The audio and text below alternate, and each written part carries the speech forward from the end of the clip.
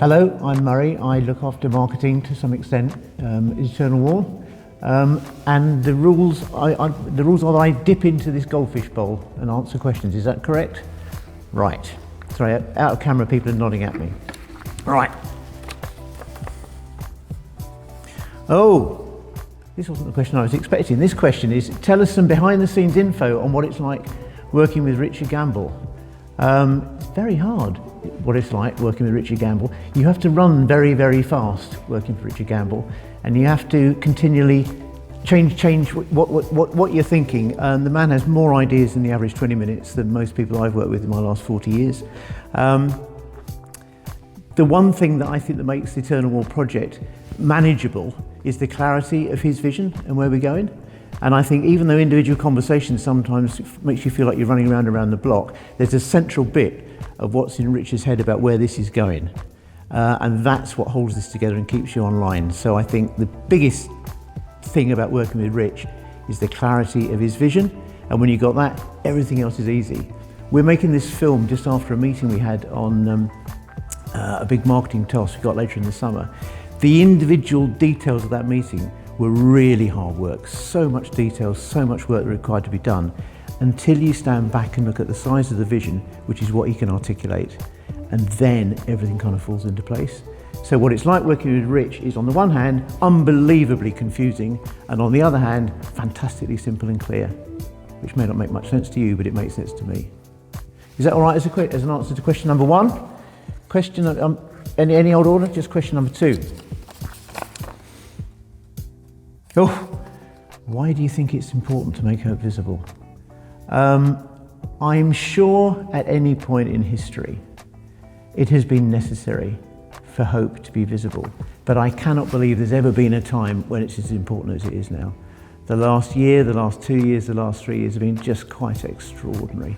And it's not just for the Christian community, it's not just for the community of the United Kingdom, but the intensity of the need for hope, I don't think it's ever been greater, has ever been equal. On every level, for individuals, for families, for communities, for businesses, hope is what's not entirely been missing, but it's kind of gone AWOL for a little bit for a lot of people.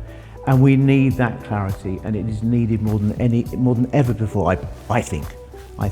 That's probably not a very articulate answer to the question, but it's such a big issue. Right, number 3, the goldfish bowl. Are you a Christian? What do you believe? I am unique in Eternal Wall, I think, in that I am not a committed practical Christian. I am immensely attracted by the vision of what Eternal Wall is doing. I'm immensely jealous of the faith of the people within Eternal Wall. I think I'm like an awful lot of people who kind of believe something but they're not quite sure what. And a large part of belief is trying to get a handle on exactly what you believe and how and why. And maybe I'm going into this backwards, but I see the manifestation of the belief and the faith that drives Eternal Wall, and that's what recruited me, the clarity of that vision. And I'm kind of working backwards, if that makes any kind of sense, toward the faith that sits behind that. So the answer is, no, I'm not a practicing Christian. I do believe in something, but the effects of that thing that I believe in is what's driving me. Right. What's the most amazing thing that's happened to you at Eternal Wall? I come up to Anstey about once a week, and pretty much once a week something amazing happens. Mainly, for the first 25 minutes I'm up at Anstey every week, I feel completely lost. The size of what's going on here is immense. The number of details of what's going on here is incredible. And so I spend my first 20 minutes of every day when I'm here lost. I spend the next 20 minutes getting my head around it, and the 20 minutes after that I'm amazed. So there isn't a one most amazing thing that happens to me. Round about an hour and a quarter into my visit, I get amazed. I get amazed by what these guys are trying to do. I get amazed by the scope and the size of the vision of what's going on. I get amazed by the thought of the effect of Eternal Wall of Answered Prayer when it's there. I get amazed by the thought, is it still going to be doing it in 100 years? I get amazed by the thought that it's going to be going after my children's children have felt a need for hope to be visible. I just live in a constant state of amazement. Another one. How did you first hear about Eternal Wall? What made you want to be involved? I heard about Eternal Wall through a client, ex-client, who was a friend of mine who I've worked with for 25 years. And he just said, well, could I maybe just have a chat on the phone to Rich about what was going on at Eternal Wall? And I had no intention of doing anything in this kind of area. I'd never heard of anything like this before. The guy who set up the conversation didn't really give me any details. He just said he's doing some really interesting stuff here, you might be interested. And I think, like a lot of people, Eternal Wall is binary. You don't find your way into it. You either get it or you don't get it.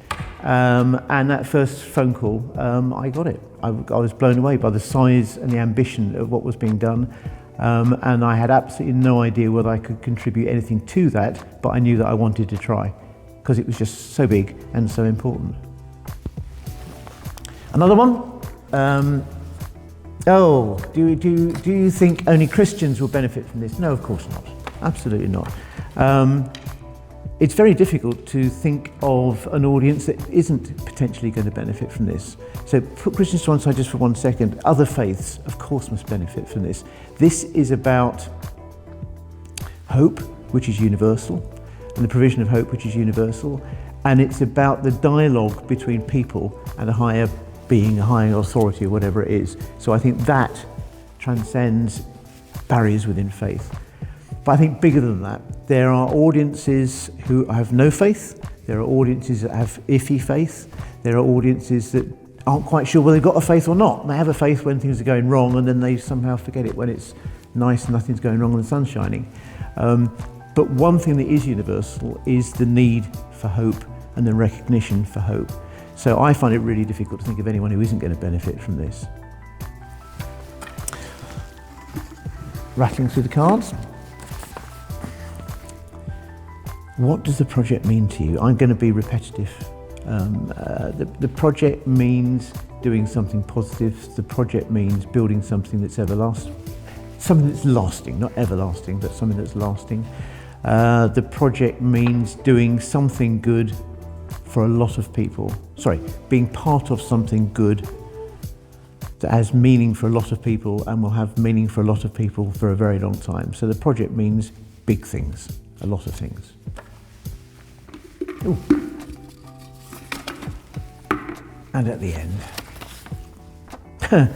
What has been your funniest moment at Eternal Wall? I don't actually think I've had a funny moment at Eternal Wall, so much as being a source of funniness to other people. I have complete inability to operate Zoom meetings. I either get the wrong day, get the wrong place, or turn up in somebody else's Zoom meeting unintentionally, which I don't know if it does cause anybody amusement, but it embarrasses me. So I think I am more a source of humour than a recipient when it comes to that side of Eternal Wall operations. Thank you for watching. Sorry I wasn't more articulate. If anyone's got any questions for any of the team behind the scenes at Eternal Wall, then please put a comment in down below. Is it down below? Down below. I told you I wasn't very technically competent. Or drop us a note. Thank you very much. Bye-bye.